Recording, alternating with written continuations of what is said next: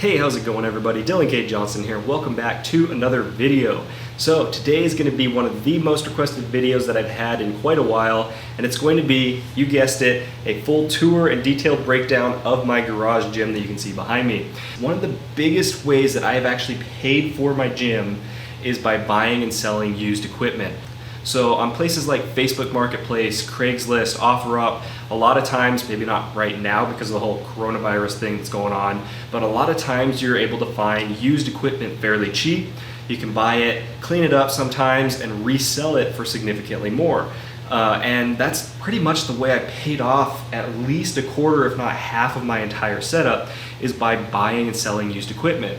For example, I purchased a 75-pound set of Ironmaster Quick Lock adjustable dumbbells with a stand for $50, resold the whole thing for $650, basically the price that it was brand new, and made 600 bucks. So if you guys just kind of keep an eye on these websites from time to time, definitely make sure you're checking them fairly frequently if you are trying to find decent stuff, because anything that's a good deal is going to go really quick, especially right now. It's almost impossible to find anything.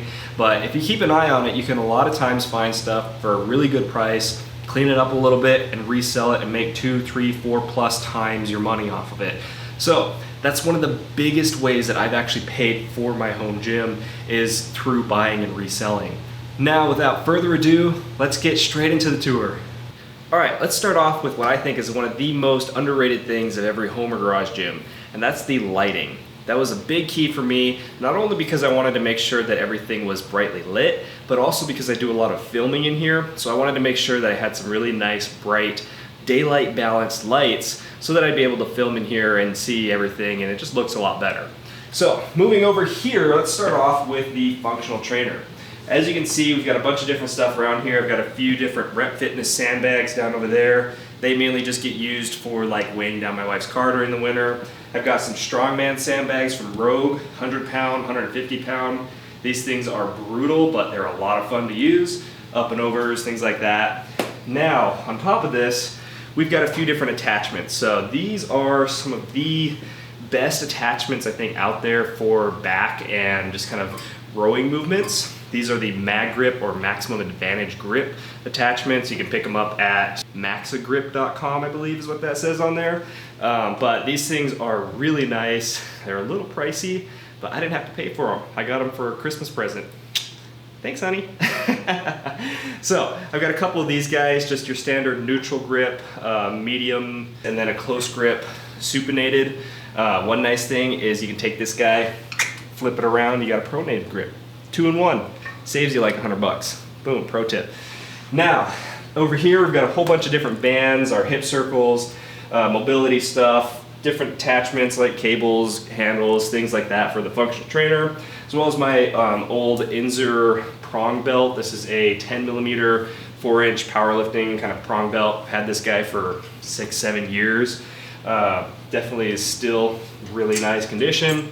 And behind that, I've got what we use to measure out the tension of all of our bands and chains. This is just a standard luggage scale. You can pick it up off of Amazon. They're like 10-15 bucks, but this guy works really well for measuring the band tension or chain tension when we're doing stuff for various lifts. So with all these attachments, they're all attached to the Rep Fitness FT-5000. Yeah, I don't know what's up with their part numbering, but this is the Rep Fitness 5000 functional trainer.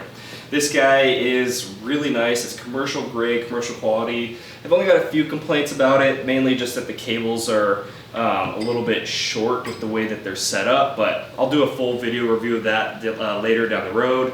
So let's move on to the barbells.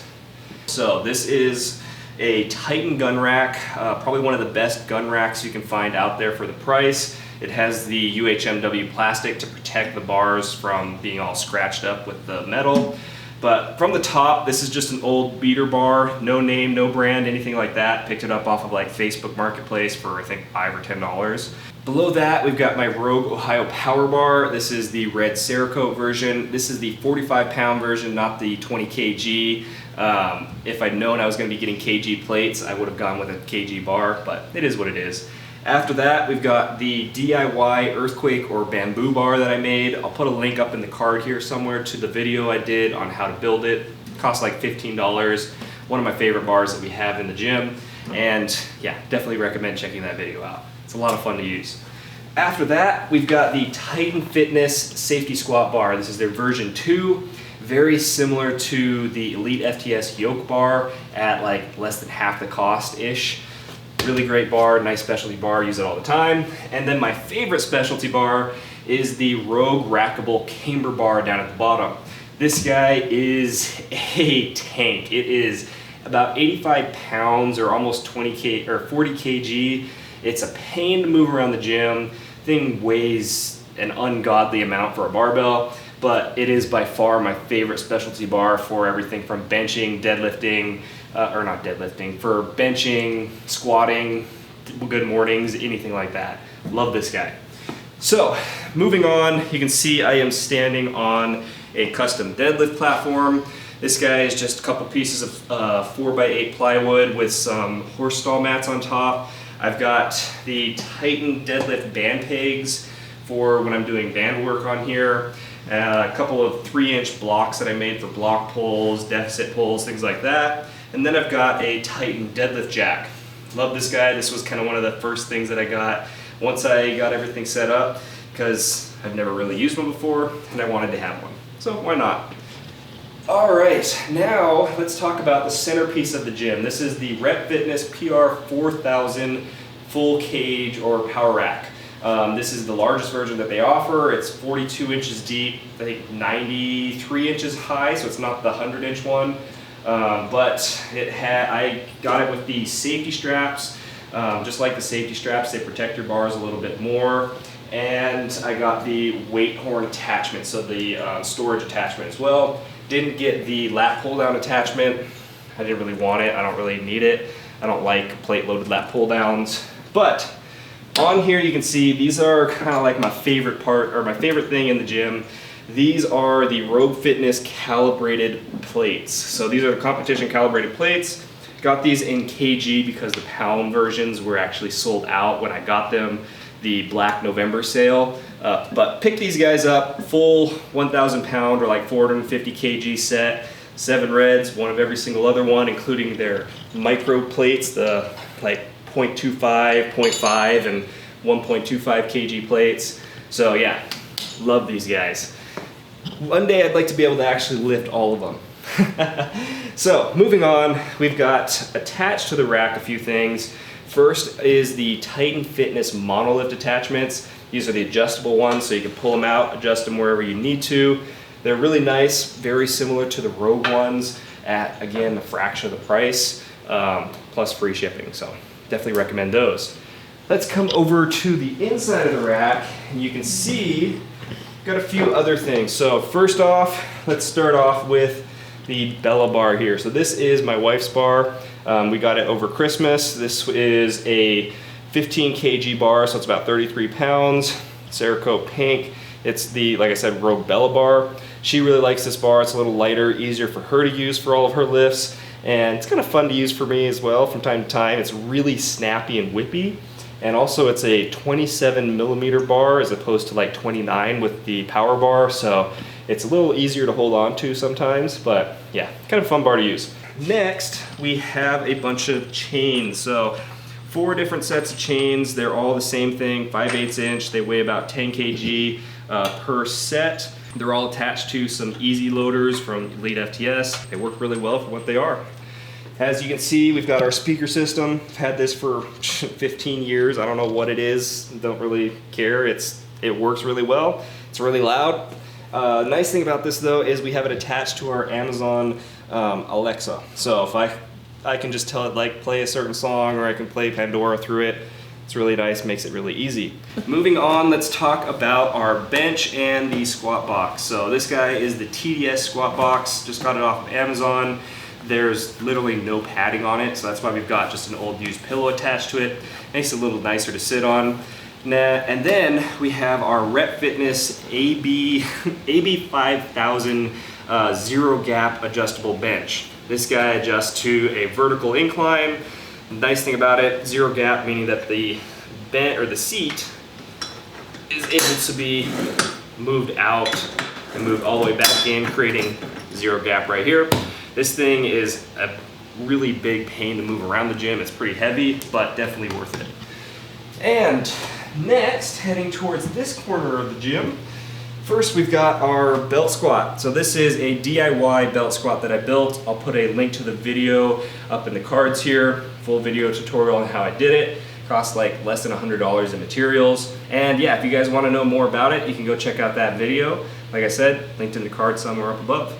But yeah, Spuddy belt squat belt, not a dip belt, so this is able to withstand a lot more weight, so it won't break on you. Coming over here, we've got a few different things. Primarily, we have some kettlebells. So down at the bottom, we've got a 24 kg or 53 pound kettlebell. Next, we've got a couple of 18 kg kettlebells, some 12s, and some 8s. Again, kettlebells are kettlebells. I really like them, use them a lot for just about everything. Some DIY bench boards. I need to build a few more, like a 2-board, a 3-board, maybe a 4-board. And then, yeah, just use this kind of as a nice shelf space here for tracking and logging our workouts. Now, before we move out of this corner, one thing that I want to talk about as well is the heater that's mounted on the wall above my head. This guy is a Mr. Heater or Dr. Heater, something like that. 6,000 watt heater, it's an electrical heater. I actually had to wire it in myself to a new 35 amp breaker because we didn't have one available in our electrical panel. But one of the nicest things about it, and something that I really wanted to make sure that I did, is I wanted to be able to control it through our Alexa. So I can literally say, Alexa, turn on garage heater. And it'll turn the garage heater on. I can do that from any Alexa in the house. I can also say, Alexa, turn off garage heater.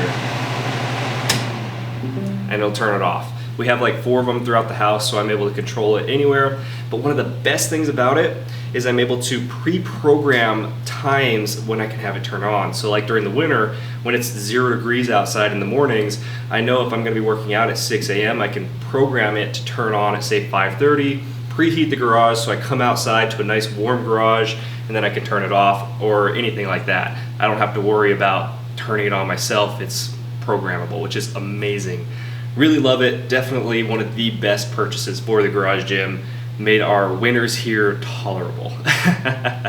So let's move on to everything else. And then over here we have a couple of slam balls, 20 pound, 10 pound. Really fun, again, use them for whatever we need them for. Got them off of Walmart, really cheap, nothing crazy there.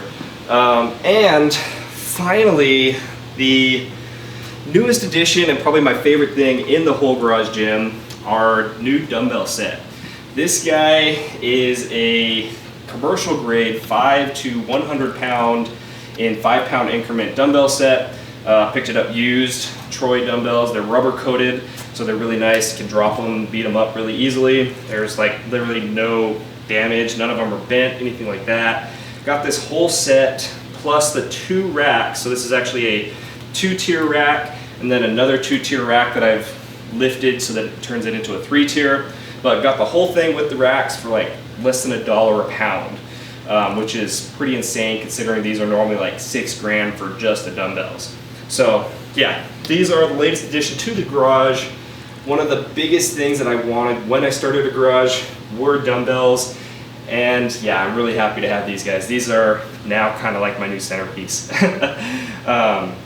Before these, I had the Iron Master Quick Lock adjustable dumbbells. I'll do a full video on those, but basically they weren't really for us. They were a pain to adjust and kind of do a lot of superset work, and they were just a lot bulkier than they needed to be. So overall, really happy with these guys, and that's pretty much the whole garage gym. So hopefully you guys enjoyed. If you have any questions about anything, if you want to know what something is, if I didn't talk about something, let me know down below in the comments section. But overall, thank you guys for watching. Hopefully you've enjoyed. As always, see you in the next one.